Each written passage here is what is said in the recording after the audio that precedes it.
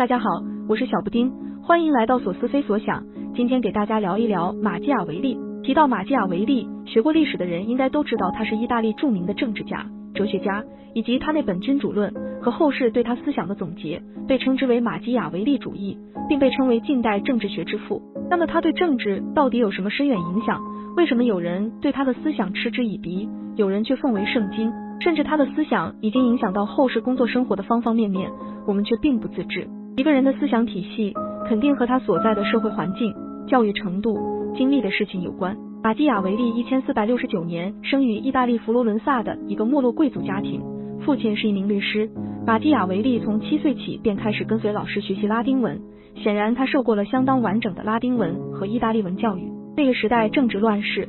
富有的意大利城邦一个接一个的被外国强权如法国、西班牙和神圣罗马帝国攻占，地方政府也常在数周之间建立或瓦解，是一个战事四起、群雄割据的局面。1494年，美第奇家族对佛罗伦萨的统治被推翻，成立了佛罗伦萨共和国，由反抗教皇亚历山大六世的修士萨佛纳罗拉领导。在他4年的统治期间，施政严厉，苛待百姓，后又被推翻，还被处以火刑。之后由索德利尼继续统领。1498年，时年30岁的马基雅维利出任佛罗伦萨共和国第2国务厅的长官，兼任共和国自由和平10人委员会秘书，负责外交和国防，经常出使各国，拜见过众多掌权的政治领袖，因而成为佛罗伦萨首席执政官的心腹。他看到佛罗伦萨的雇佣军军纪松弛，极力主张建立本国的国民军。1505年，佛罗伦萨成立国民军9人指挥委员会，马基雅维利担任委员会秘书。1506年建立了一支小型民兵部队，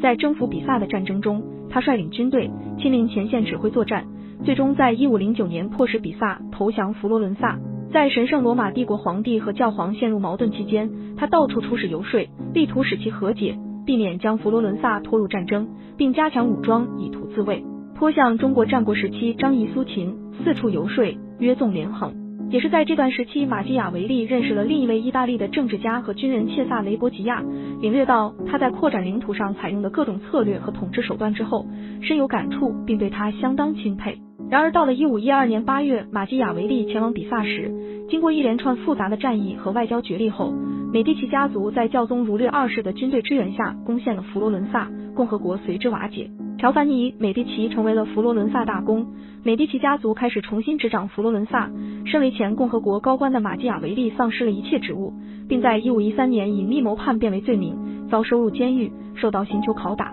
所谓一朝天子一朝臣，世界皆是如此。后来还是被释放了，但此时他已然一贫如洗，于是就在距佛罗伦萨城7里远的圣安德里亚隐居，并开始写作。在他给朋友的一封信中，他说他编写了一本关于君主的小册子，倾注了自己的全部想法，同时也开始思考臣民，君主究竟是什么？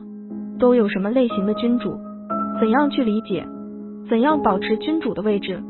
为什么会丢掉王位？于是在此期间，他完成了2部名著《君主论》和《论理维》。可能因为这2部书的影响，曾经的前朝旧臣又被重新任用。1523年，朱里·美第奇当选教皇，让雅维利编写佛罗伦萨史，并且立志改革政治，征询马基雅维利的意见，同时启用他为城防委员会书记，加入教皇的军队和神圣罗马帝国皇帝作战。1527年，美第奇家族倒台，佛罗伦萨又恢复了共和制。马基雅维利想为佛罗伦萨共和国继续效力，但因为他早先效力于美第奇家族，这次的前朝旧臣再也不被启用，最终郁郁成疾，享年58岁便去世了。美第奇家族、神罗、佛罗伦萨贯穿了马基雅维利的一生，从美第奇家族统治佛罗伦萨，到被宗教改革家修道士萨沃纳罗拉领导人民起义驱逐推翻后，直到美第奇家族卷土重来恢复其统治，再到美第奇家族倒台又恢复了共和，马基雅维利看清了统治者的起起伏伏，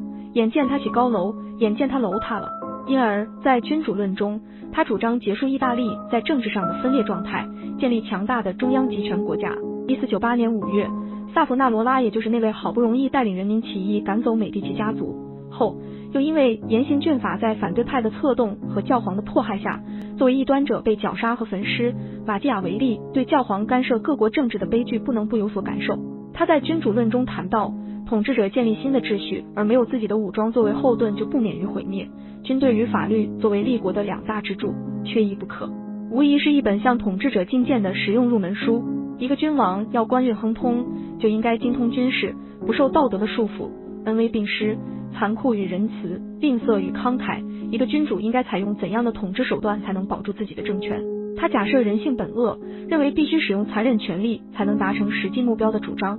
君主不该对于其臣民抱有完全的信赖和信任。对于新上任的君主，马基雅维利解释道，世袭的君主由于人民已经习惯了旧政权，统治起来相对新君主要简单得多，世袭君主只要小心维持其既有的制度，而新君主为了维持其夺取的土地，建构一套新的而恒久的权力架构，则不是一件简单的事。为了稳定政权，君主在公众上必须保持完美的名声，但在私底下则必须采取许多本质邪恶的政治手段。马兄其实并没有给出一个理想的君主应该是什么样子，书中其实更多是对君主统治的自我探讨，以及引用大量史实来论证哪些君主得以成功的统治并保持其权力的稳定。读者经常会以为《君主论》一书的中心思想是为达目的而可以不择手段，这其实是一种目的论的哲学观点，意即只要目的正当，所有的邪恶手段也都是正当的。这历来被各种人道主义者所不齿，但马的思想是作为一个国家，为了维持其稳定和繁荣的目标，可以抛弃道德，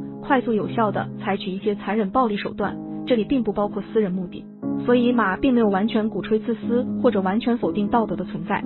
野心、欲望和邪恶是人性的一部分，权谋欺诈和不道德是一个君主的必修课，这些东西古已有之，所以说并不是马发明了马基雅维利主义，他只是赤裸裸地把这些东西公之于众。在笔者的眼中，一个稳定繁荣、大一统中央集权的意大利更是马想要的。马更像是一个理想主义者，在句句阐释着现实主义。在那个年代，他抛弃了神学和道德学，单从人性的角度去论证政治和历史，可以说是史无前例。后世各种现实的政治思想多半受到他的影响，比如法国的卢梭，在《民约论》中，卢梭就多次引用了马的著作。马的思想与中国先秦时代的荀子、韩非子或多或少有一些相似之处，后世将他的思想引申到了个人现代生活，多少是对马的偏见。今天的结尾引用马对于曾经政治家的评论，他们背信弃义，掩盖真相，闻过是非，歪曲事实，以维持正义的表象。正义尽管没有实现，但永远是他们誓言争取的目标。那么你对马的思想又是如何理解的呢？